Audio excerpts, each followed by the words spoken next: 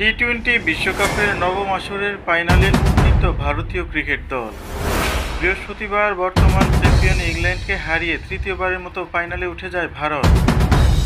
বিশ্বকাপের ফাইনালে পৌঁছা পর্যন্ত ভারতের হয়ে তেমন কোনো অবদান রাখতে পারেননি বিরাট কোহলি।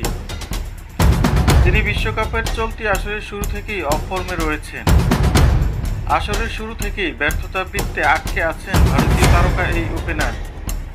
এবারের আসরের শুরু থেকে 7 ম্যাচে অংশ নিয়ে মাত্র 75 রান করেছেন কোহলি। আসরের প্রথম ম্যাচে আয়ারল্যান্ডের মতো তুলনামূলক দুর্বল প্রতিপক্ষের বিপক্ষেও ব্যাট হাতে জ্বলে উঠতে পারেননি বিরাট কোহলি। সেই ম্যাচে মাত্র 1 রানে আউট হন ভারতের সাবেক এই অধিনায়ক। এরপর চির প্রতিদ্বন্দ্বী পাকিস্তানের বিপক্ষে স্নায়ুতাপের ম্যাচে মাত্র 4 রানে ফেরেন কোহলি। গ্রুপ পর্বে ভারতের তৃতীয় ম্যাচ ছিল যুক্তরাষ্ট্রের বিপক্ষে। সেই ম্যাচে 0 রানে ফেরেন। গ্রুপ পর্বে ব্যাট হাতে কোহলি দলে উঠতে না পারলেও অন্যদের পারফরম্যান্স দেখে টানা 4 ম্যাচে জিতে সর্বোচ্চ পয়েন্ট নিয়ে সুপার 8-এ উঠে যায়।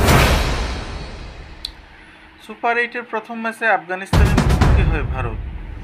সেই ম্যাচে 24 রান করে আউট হন বিরাট কোহলি। সুপার 8-এর দ্বিতীয় ম্যাচে বাংলাদেশের বিপক্ষে 37 রান করে আউট হন কোহলি। সুপার 8-এর তৃতীয় ম্যাচে অস্ট্রেলিয়াকে বিদায় করে ভারতে উঠে যায় সেমিফাইনালের সেই ম্যাচেই কোহলি 0 রান করে ফেরেন। আজ সেমিফাইনালের মতো গুরুত্বপূর্ণ ম্যাচে জ্বলে ওঠেনি বিরাট কোহলির ব্যাট। এদিন তিনি ইংলিশ তারকা পেসার রিচ কমপ্লির বলে বোল্ড হয়ে ফেরেন। তার আগে 9 বলে 1 ছক্কায় করে মাত্র 9 রান।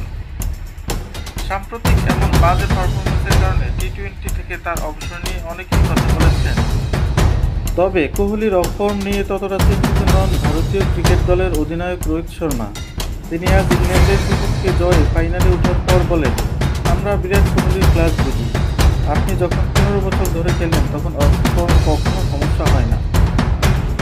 আশা করি ফাইনালের মতো গুরুত্বপূর্ণ ম্যাচে কোহলি তার সেরাটা উজাড় করে দেবে।